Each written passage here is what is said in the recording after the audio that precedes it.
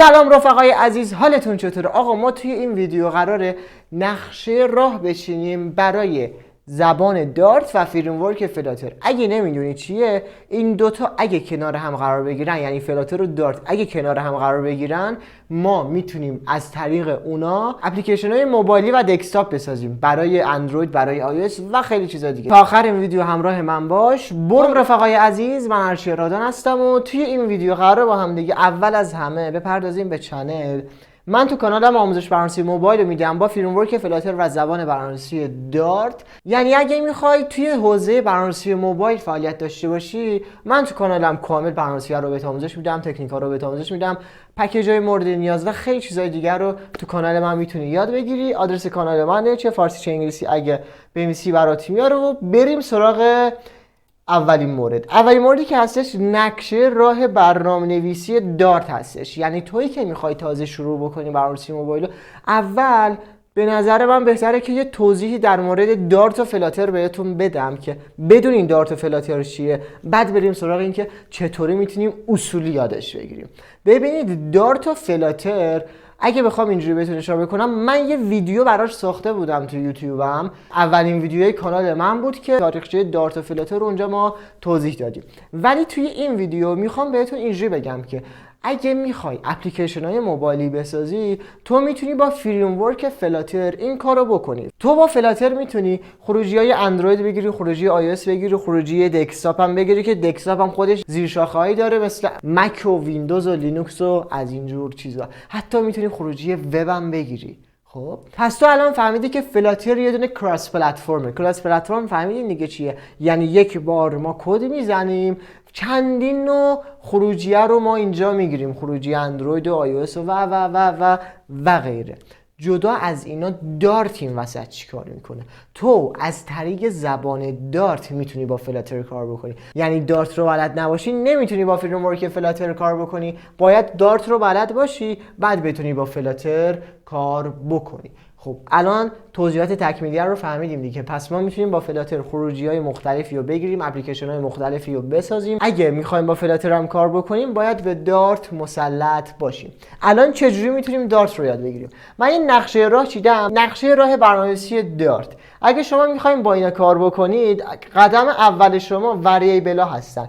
یعنی شما باید به متغیرها مسلط باشید. قبل از همه چیز بخوام من اینا رو توضیح بدم بهتون، اینو بگم بهتون که این ویدیو آموزشی نیستش. یعنی من نمیام بگم که وریبل چیه و فلان و فلان. نه، نمیایم اینجا آموزش‌های فنی رو بدیم. ما اینجا فقط قراره آموزش بدیم که آقا تو اگه میخوای شروع بکنی وریبل رو باید کار بکنی. پس اگه تو نمیدونی اینا چیه، حتما تو کانال من بیا اینجا، من بیای تو کانال من، وارد قسمت پلیلیستا که بشین، توی کانال من اومدین وارد قسمت پلیلیستا شدی. من یه آموزش دارت مقدماتی پلیلیستش رو دارم، تقریبا 21 تا ویدیویی که کل دارت مقدماتی رو بستیم و نزدیک 3 تا ویدیو هم برای دارت پیشرفته داریم که بازم در حال آپلود، براش آموزش میسازیم، پکیج‌های مختلف و مورد بررسی قرار میدیم. خب پس فهمیدیم که ما تو کانالمون یه دونه آموزش دارت مقدماتی داریم که اگه میخوای شروع بکنی، پیشنهاد میکنم وارد این پلیلیست شو و شماره گذاری شده تمام ویدیوهاش. تو با این شماره گذاری میتونی دسترسی داشته باشی به آموزش هامون اگه من براتون بیارم. خب ببینید قسمت رو ببین، از 20 اولین ویدیو هستش. این قسمت 21 برای چی؟ این دارت پایانی بود که یه سری توضیحات داده بودیم. خب ببینید آموزش های ما کامل شماره گذاری شده دیگه. نگاه کنید کامل 1 2 3 4 5 6 4 تا 2 تاست، یعنی این دو قسمت. ببین قسمت اول قسمت دوم. به این ترتیب ما آموزش هامون رو توی یوتیوب گذاشتیم که این برای آموزش دارت مقدماتی. یعنی شما از این طریق میتونید دارت رو استارت بزنید با ویدیوی شماره اول و بعد بیایم که طبق نقشه راه بریم جلو. ولی اگه بازم میخوای استارت بزنی یا به دارت مسلط هستی، به نظر شما ما باید چیکار بکنیم؟ اگه مسلط هستی و میخوای حرفه‌ای‌تر بری جلو، با این نقشه راه میتونی خودت ارتقا بدی. ولی اگه نه مسلط نیستی، با این نقشه راه میتونی اصولی‌تر آموزش ببینی. یعنی بدونی که الان قدم بعدیت چیه، از این شاخه به اون شاخه نپری. الان من اینو یاد گرفتم دیگه، دارت کافیه برام دیگه، نرم مثلا مستقیم برم سراغ فلاتر. نه، دارت رو کامل مسلط باش، با این نقشه راه بعد برو سراغ فلاتر که ما بازم براش چیدیم که پایان دارت و شروع فلاتر. اولین قدم شما وریبل ها هست. گفتیم که قرار نیست اینا رو به صورت فنی بررسی کنیم، تو ویدیوهای قبلی همه اینا رو بررسی کردیم و برای فلاتر هم توی ویدیوهای بعدی که بعد این ویدیو قرار دیگه آپلود بشه بررسی میکنیم. خب ببینید رفقا، وریبلز شما باید توی دارت مفهومی که باید یاد بگیرید متغیرها میشه وریبل. خب اولین قدم شما وریبل ها هستن. وریبل ها چیه؟ گفتیم که قرار نیست فنی بررسیش کنیم، فقط یه توضیح میدیم که بدونی قدم بعدی تو چیه. از این شاخه به اون شاخه بازم گفتم نپری. وریبل ها رو که مسلط شدی چیکار باید بکنی؟ بذار من یه توضیح راجع به وریبل ها بهت بگم. ببین وریبل ها موقعی به کار ما میاد که مثلا میخوایم یه ظرفی داشته باشیم، یه سری دیتا رو بریزیم توش و جنس و اسم اون ظرف رو مشخص کنیم. این جنسش پلاستیکیه، ظرف مثلا آرد و اسم ظرف هم مثلا آرد علیه. خب اسم و جنس و نوع دیتایی که همون آرد هست رو مشخص کردیم. اینا رو مسلط میشیم توی دارت. قدم اولتونه. قدم دوم شما تایپ ها هستن. تایپ ها رو باید بررسی بکنید که همون جنس ظرف ها رو همینجا دیگه کامل باید بررسی کنید. من اینجا یه چند تا مثال نوشتم، فقط اینا نیست، 1000 تا ما تایپ داریم که باید اونا رو مسلط باشید. نمونه هاش انواع تایپ ها توی دارت نامبرها هستن، اعداد هستش 1 2 3 3 بعد 1 2 3 3 بعد استرینگ ها هستن، استرینگ ها رو باید یاد بگیریم. بعد بولیان و لیست و مپ و برو بالاتر هر چی هستش. بولیان مثلا چیه؟ بولیان میگه یا تروه یا فالسه برای مثال. و استرینگ هم که همون تکست متن. اینا رو ما تو ویدیومون بررسی کردیم. قدم سوم شما توی آموزشامون هم اشاره کردیم بهش، فانکشن ها هستن. فانکشن ها توی پلیلیست دارت مقدماتی برین کل آموزش های همه اینا هستش دونه بدونه. فانکشن ها رو ما داریم اونجا، فانکشن ها رو بررسی میکنیم. قدم سوم شما یادگیری فانکشن ها هستش. توی دارت باید به فانکشن ها مسلط باشید. بعد قدم بعدی شما اپراتورها هستش. توی دارت باید به اپراتورها مسلط باشین، بلد باشین چجوری باشون کار بکنید. مورد بعدی که شما بعد اپراتورها باید یاد بگیرین کنترل فلو استیتمنت هستش. کنترل فلو استیتمنت هم شما باید توی دارت مسلط باشین. 1000 تا ویدیو آموزشی هستش، ما خودمون هم آموزش دادیم. و کنترل فلو استیتمنت هر ویدیویی که هر موردی که ما ویدیوش رو نساختیم کامنت بکنیم برامون که ما آموزش اونم براتون بسازیم. یه چی از این بهتر میخوایم و به صورت رایگان. بعد اینکه اینم یاد گرفتین بعد میرسیم به کلاس ها. قدم ششم شما یادگیری کلاس ها هستش که کلاس گفتم فقط خود کلاس نیستش، کلاس خودش زیر مجموعه داره. مثلا ارث‌بری توی کلاس، ابسترکت کلاس ها چیه و کپسول سازی و از اینجور چیزا با کلاس و شی‌گرایی. اینجوری بخوام بهتون بگم بیشتر توی کلاس تمرکز ما روی شی‌گراییه. شما باید به اینا تسلط داشته باشین که آموزش کپسول سازی، ارث‌بری، ابسترکت کلاس، همه اینا ما ویدیوهاشو توی پلیلیست دارت مقدماتی داریم، میتونید برید ببینید. کامل کلاس ها رو بررسی کردیم ما. بعدش مورد هفتم آخرین موردی که هستش اسینکرونی ساپورت هستش که شما باید به اینا هم بلد باشین. اسینکرونی ساپورت همون ایسینک و اویت و فیوچرها هستن توی دارت. شما باید به اینا بلد باشین. متدای زمانبر و از اینجور چیزا که آموزش فیوچر هم ما حتی توی دارت پیشرفته آموزش دادیم. فکر کنم ویدیوی دوممون باشه آموزش فیوچر در دارت که به اینا پرداختیم. ولی خب ایسینک اویت رو فعلا اشاره نکردیم بهش، به اونم اشاره میکنیم ولی چیز خیلی سختی نیستش، خیلی ساده استش ایسینک اویت ها. بعد این قدم شما دیگه دارت رو تمام میکنید، پایان دارت و شروع فلاتر. ما دیگه دارت رو تموم کردیم و میریم سراغ فلاتر. الان دارت رو تموم کردیم، میذاریمش کنار، میریم سراغ فلاتر و ببینیم که فلاتر چیه. خب اگه ما بریم سراغ فلاتر، اینم از نقشه راه فریمورک فلاتر. جایی دیدی هم آموزش رایگان بهت بدن، هم بهت نقشه راه بدن، هم بیان خودشون اون ویدیویی که تو دوست داری رو برات بسازن، بگن تو کامنت ها بگو ما برات بسازیم. جای دیدی این کارا رو به صورت رایگان برات بکن. حتی من تو دورای پولی هم ندیدم همچین چیزی رو. نقشه راه فریمورک فلاتر. توی نقشه راه فریمورک فلاتر اولین قدم شما وقتی که دیگه دارت رو تمام کردین، پایان دارت رو زدین و شروع فلاتر رو استارت زدین، شروع کردین فلاتر رو، نقشه راه فریمورک فلاتر به کمک شما میاد که بهتون بگه الان توی فلاتر چی رو باید یاد بگیری. اولین قدم شما ویجت ها هستن. شما باید ویجت ها رو یاد بگیرید. ویجت ها دو نوع هستن، ویجت های استیتلس، ویجت های استیتفول. قطعا ما بهشون میپردازیم که استیتفول چیه، استیتلس چیه، کجاها ازشون باید چجوری استفاده بکنیم. ویژت های استیتلس و استیتفول ویژت هایی هستن که من یه ذره اشاره جزئی بخوام بکنم. توی استیتفول ما مثلا ویژت هایی داریم که متغیره، مثلا ممکنه که آپدیت بشه صفحمون یا مثلا یه چیزی تغییر بکنه. ویژت های استیتلس هم برای موقعی که ظاهر اپلیکیشن ثابته هیچ کاری نمیکنه، همونه ثابت. ولی ویژت های استیتفول ممکنه اون یه عددی داریم اون عدد تغییر کنه، مثلا لایک اینستاگرام میزنیم لایک تغییر میکنه، استیتفوله.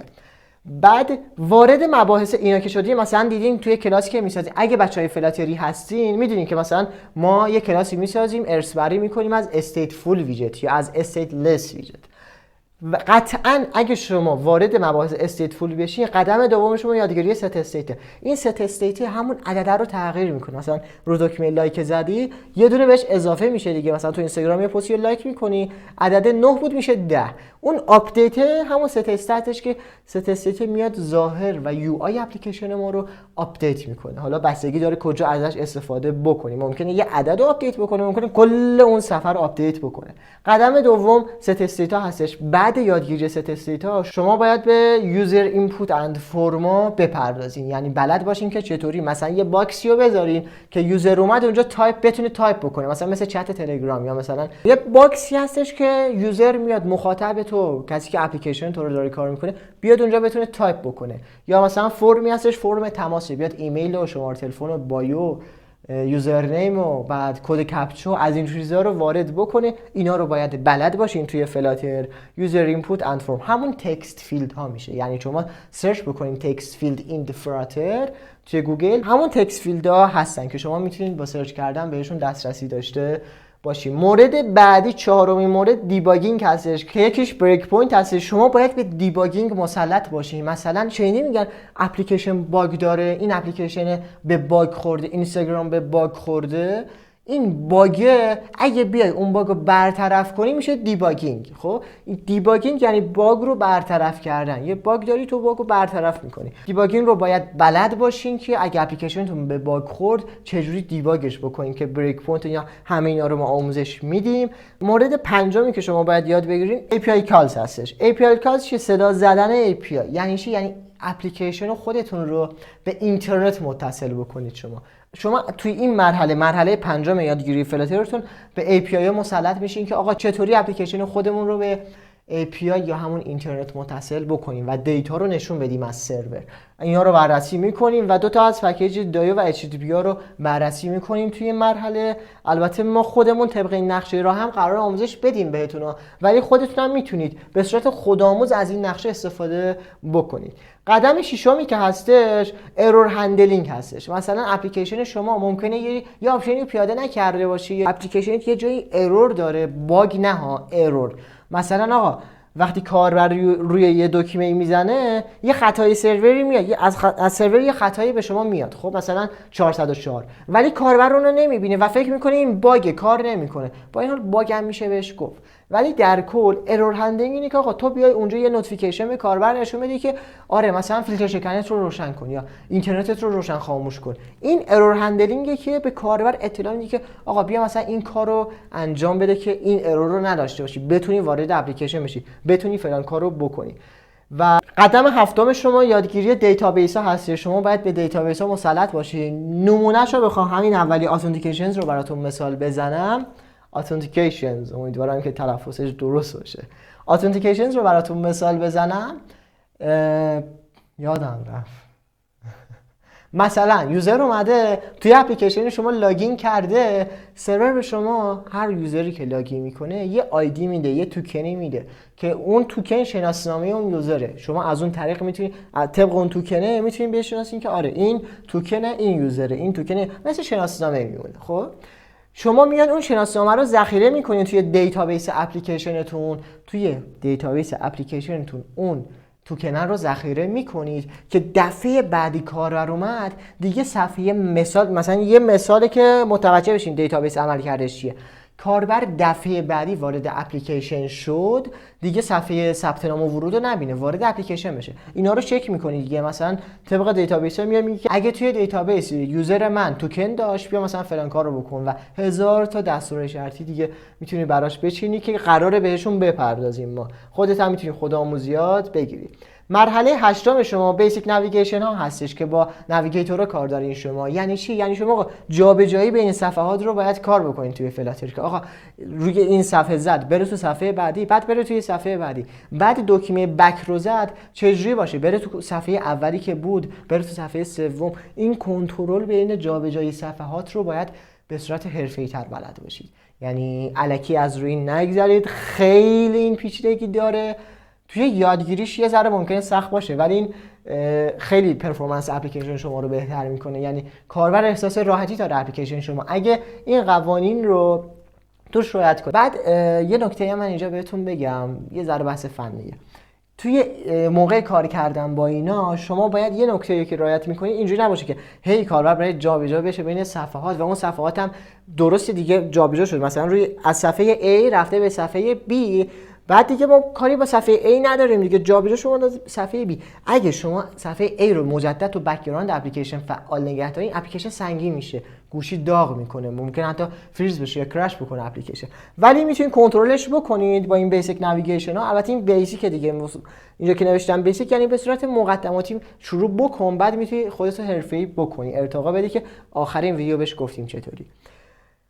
صفحه A رو تو میبندی دیگه. وقتی کاربر رفت رو صفحه B، اگه صفحه A رو نگه داری و اینجوری هی تعداد صفحات بره بالا، سنگین میشه اپلیکیشن تو. ولی میتونید یه ترفندی حالا بزنی روش که اینا رو ما آموزش بدیم. صفحه A که رفت که صفحه B، صفحه A بسته بشه و تو بک‌گراند فعال نشه و سرعت اپلیکیشنمون هم ثابت بمونه و پایین نیاد. بعد قدم نهم که بخوایم بهش بپردازیم لینتینگ ها هستش که شما باید اینا رو کار بکنید تو فلاتر. البته بلد باشین. قدم نهم یادگیری شما لینتینگ ها هستن. امیدوارم تلفظش درست باشه. قدم دهم، ببینید دونه به دونه ای که اینا رو من میگم زیاد توضیح نمیدم، این که تایم ویدیو طولانی نشه. دوم این که توی ویدیوهای بعدی دونه به دونه اینا رو، یعنی 10 قدمی هستش رو دونه به دونهش رو با هم دیگه بررسی میکنیم که آقا مفهوم این چیه، مفهوم این دیتابیس چیه، مفهوم این چیه، مفهوم این چیه، این یعنی چی. همه اینا رو با هم دیگه بررسی میکنیم تو کانالمون. به خاطر همین میگم همین الان برو کانال رو سابسکرایب بکن که از آموزش‌ها جا نمونین. این آموزش‌ها خیلی با قیمت بالا داره به فروش میرسه ولی ما اینجا به صورت رایگان در اختیار شما گذاشتیم. آقا میرسیم به ریسپانسیو دیزاین. قدم دهم شماست، ریسپانسیو دیزاین. یه توضیحی راجع به اینم بخوام بهتون بگم اینه که آقا مثلا شما یه اپلیکیشن نوشتین که هم برای اندروید هم برای آی او اس و اصلا هم برای گوشیه، هم برای لپتاپ، هم برای تبلت. البته لپتاپ که میگم ممکنه مک باشه، ممکنه ویندوز باشه و حتی ممکنه لینوکس باشه. خب اینا سایز صفحه نمایششون کوچیک بزرگه. هر گوشی مثل گوشی بعدی نیستش. مثلا گوشی آیفون 6 و گوشی آیفون 13 صفحه نمایشش اصلا برابر نیستش. شما باید ریسپانسیو دیزاین رو بلد باشین. یا اصلا این اپلیکیشن موبایلی چجوری قراره توی دسکتاپ مثلا توی ویندوز یا توی مک کار بکنه برای من، صفحه‌اش چیدمان صفحه باید چجوری باشه. شما باید ریسپانسیو دیزاینر رو بلد باشین، باهاشون کار بکنید. بلدین که نه، باید بلد باشین، باید یاد بگیرین. اگه بلدی هم که دمتون گرم. بعد ما میپردازیم به استیت منیجمنت ها. قدم 11 ما هستش که بلاک و گتیکس، که اونجا یه جنگی داریم ما بین بلاک و گتیکس. اصلا گتیکس کلی هیتر رو داره. آقا کاری حالا فعلا با حواشی نداریم، بعداً به ویدیوش میپردازیم که ازش استفاده بکنیم یا نه، مزایاش چیه و معایبش چیه. آقا نمیایم تعریف بکنیم که آره گتیکس خوبه، نه. این پارانتز باز برای بچهای فلاتری ها. نمیایم بگیم که آقا مثلا برو از گتیکس استفاده کن خوبه یا مثلا از بلاک استفاده کن خوبه. ما مقایسهشون میکنیم، هم مزایا هم معایب کلا جمع میکنیم که این صحبت هایی که حواشی که اخیر ایجاد شده که بین جنگ گتیکس و از اینجا کلا ببندیم بره و بپردازیم دیگه به اصل ماجرا. حالا بپردازیم به استیت منیجمنت. شما باید ولیو نوتیفای رو بلد باشین، درک بکنید که ولیو نوتیفای چیه توی استیت منیجمنت های فلاتری و اینکه با پکیج کار بکنید. همونطور که بهتون مثال زدم، با گتیکس، با پرووایدر، با بلاک، مثلا با گتیکس با بلاک، با پرووایدر کار بکنید. باید با اونا هم کار بکنید، کاراتون رو خیلی راحت تر میکنید. یعنی استفاده از پکیج کاراتون رو خیلی راحت تر میکنه. یه پیچیدگی خاصی نمیخواد دیگه اگه از پکیج استفاده بکنید. فقط باید اون پکیج رو درک بکنید. قدم 12 شما ادوانس نویگیشن هستش. این نویگیشن پیشرفته هستش که باید یاد بگیرید. مثلا A رفت از صفحه A رفت به صفحه B و از صفحه B رفت به صفحه C. الان که تو صفحه C دیگه A و B رو ببند دیگه. فعلا دیسپوزش بکن، ببندش. حالا دیسپوز میشه گفت، کلوز میشه گفت، داون میشه گفت، اند میشه گفت. ببند فعلا این صفحه ها رو، فعلا تو صفحه 30. وقتی برگشت دوباره اون صفحه رو بیار برای من و 30 رو ببند. این همون میشه ادوانس نویگیشن و این بستگی به خودت داره ها. میتونی کلی صفحات رو باز بکنی، میتونی کلی صفحات رو بذاری همونجور ثابت بمونه دیگه، هیچ آپدیتی توشون نشه و همون استیتلس بمونه، همونجور که بهتون استیتلس بمونه، کارکردش مثل استیتلس باشه. و تو باید توی قدم 12 باید به ادوانس نویگیشن رو یاد بگیر که به صورت حرفه‌ای درک بکنی نویگیتور رو، درک بکنی نویگیتور چیه، که برای نویگیتور هم ما بازم پکیج داریم که میتونی با استفاده از پکیج کاراتو راحت تر بکنی. قدم 13 شما یادگیری پروژکت استراکچر و دایرکتور ها هستش. ساختار و معماری رو باید شما اینجا توی قدم 13 یاد بگیری. آقا ساختار پروژه اصلا چیه؟ اون پروژه که داری روش کار میکنی واقعا کلا ساختارش چیه؟ به صورت حرفه‌ای داری میره جلو. تا اینجا اگه ما تا استیت منیجمنت ها معمولی بود، از اینجا به بعد دیگه کارو داره حرفه‌ای تر میشه. البته استیت منیجمنت هم تقریبا حرفه‌ایه و نیمه حرفه‌ای میتونیم بهش بگیم. و وارد اینجا که قدم 13 شدی که باید با ساختار و معماری پروژه ها آشنا بشی که معماری پروژه فلاتری چیه، ساختار پروژه فلاتری چی، تک تک ویدیوها اینا یکی میسازیم. قدم 14 شما تستینگ هست. تستینگ شما باید یونیت تستینگ رو بلد باشین، یونیت تستینگ رو بلد باشین، ماکس رو بلد باشین، ویجت تستینگ رو بلد باشین، بعد اینتگریشن تستینگ ها رو بلد باشین. کلا تستینگ ها رو باید، گفتم این حرفه‌ای است دیگه، داریم میریم سمت حرفه‌ای بودن. تستینگ ها رو باید یاد بگیرین که آقا یونیت تستینگ چیه، ماکس چیه، ویجت تستینگ چیه و اینتگریشن تستینگ چی. همه اینا رو باید شما یاد بگیرین، بلد باشین. ما بررسی میکنیم تو همین چنل. بعد میپردازیم ما به انیمیشن ها توی فلاتر که ما خودمون هم میپردازیم، شما میتونید خودآموز بپردازید. به انیمیشن ها میپردازیم که آقا چجوری مثلا وقتی روی دکمه زد به یه انیمیشن خاصی تبدیل بشه، مثلا رنگش کمتر بشه، پر رنگتر بشه، سایزش بزرگتر بشه، کمتر بشه، دایره بشه، مثلث بشه. همه اینا رو باید شما بلد باشین تو انیمیشن. همشون هم نه، بستگی به نیاز خودتون. مثلا چه لوگو اونجا بشه انیمیشنی بیفته، مثلا یه لودینگاتو کاستوم با انیمیشن خودت بسازی.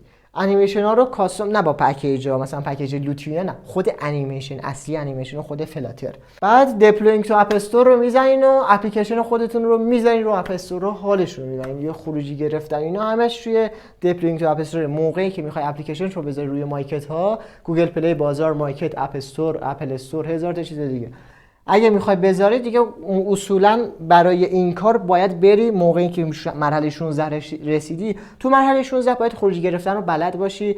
بعد اینکه اینا رو یاد گرفتی، اینجوری بخوام بهت بگم، موقعی که رسیدی به مرحله 16 باید اپلیکیشن تو بذاری توی استورها. برای اینکه بذاری توی استورها توی مرحله 16 دیگه، موقعی که میخوای این کارو بکنی باید اینا رو هم یاد بگیری که چجوری خروجی بگیری، چجوری اپلیکیشنش رو خروجی امضا شده بگیری که موقع نصب مثلا ارور نده بهت. و بعدش میرسیم به متخصص فلاتر شدن. آقا من یه توضیح کلی میخوام اینجا بهت بگم. متخصص فلاتر تو میتونی باشی موقعی که همه این کارا رو روزمره انجام بدی. اینجوری نباشه که مثلا یکی دو ماه بیای سمت برنامه‌نویسی فلاتر، موبایل و اینا کار بکنی بعد بذاری کنار. نه، اگر میخوای متخصص فلاتر بشی، همین نقشه راه رو پیش برو. هر روز یه علم جدید، مثلا توی یونیت تستینگ ها ممکنه موقع یادگیری یه چیزی متوجه نشده باشی، ولی بعد 4 سال متوجه بشی که این قابلیت هم مثلا داره، یا بعد 4 سال یه قابلیت جدید بیاد بهش اضافه بشه. اینجوری میخوام بهت بگم. توی یونیت تستینگ ها، توی استراکچر ها، توی نویگیشن ها، توی استیت منیجمنت ها، ریسپانسیو دیزاین ها ممکنه بعداً یه آپدیتی بیاد، یه قابلیت اضافه بشه، یه پکیج جدید بیاد که کارش رو خیلی 50% کارتو راحت تر بکنه.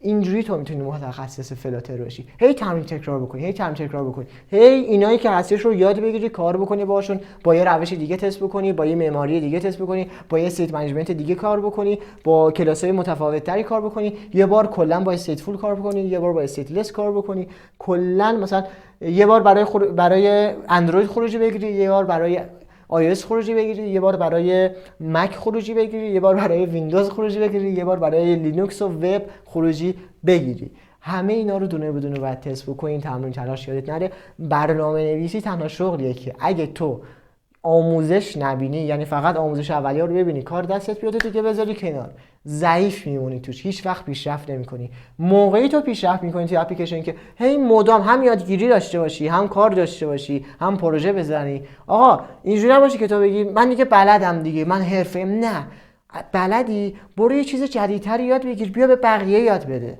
اگه بلدی، خب اگه بلد نیستی بازم برو یاد بگیر. تو موقعی میتونی توی برنامه‌نویسی پیشرفت داشته باشی که همش تمرین و تکرار و تمرین و تکرار و تمرین و تکرار همراه با آموزش رو داشته باشی. تمرین بکنی، تکرار بکنی، کتاب بخونی، مقاله بخونی، پادکست گوش بدی، خبرهای روز رو دنبال بکنی، خبرهای روز راجع به برنامه‌نویسی، نه خبرهای روز دیگر رو. بعد بری کلا آموزش ببینی دیگه، مثلا چند تا کانال یوتیوبی مثل کانال منو سابسکرایب بکنی، اینجا هستش، دوباره نشونتون میدم. ارشیا انگلیسی فارسی بزنید براتون میاره و دیگه بریم بتره کنیم دیگه. کلا قراره براتون ویدیوهای هم دارت و هم فلاتر رو براتون بذارم و حالشو ببرین دیگه. این بود کل ویدیوی ما. امیدوارم که از این ویدیو خوشتون اومده باشه. راستی بچه‌ها این فایل‌ها و نقشه راه‌ها رو از کجا شما میتونید تهیه بکنید؟ توی دیسکریپشن من یه لینکی براتون گذاشتم که از طریق اون لینک میتونید برید شماره تلفن و اسم خودتون رو وارد بکنید. اسم شماره تلفنتون رو وارد میکنید و روی ثبت درخواست که میزنید لینک براتون پیامک میشه. اگه هم که هیچ کدوم براتون نیومد else if لینک خودکار براتون دانلود میشه و میتونید ازش استفادهتون رو بکنید و حالش رو ببرید. و امیدوارم که آموزشم براتون کافی بوده باشه. اگه به هر دلیلی نتونستید از طریق وبسایت شما لینک خودتون رو فعال، شما به نقشه راه دسترسی داشته باشین، این شماره واتساپ هم توی همون وبسایت هستش، میتونید توی واتساپ به ادمینامون پیام بدین و خودشون براتون فایل رو به صورت رودمپ فلاتر و دارت ارسال بکنن. توی فایل زیپ براتون 2 تا عکس ارسال میکنن، البته 2 تا PDF براتون ارسال میکنن که میرید از طریق اونا دیگه حالش رو میبرید. هر نظری داشتی، هر نظر، انتقاد، پیشنهاد برای من توی کامنت ها بگو. امیدوارم که این ویدیو برات مفید باشه. بریم بعدی خیلی سنگین و خیلی قوی. خدا نگهدار.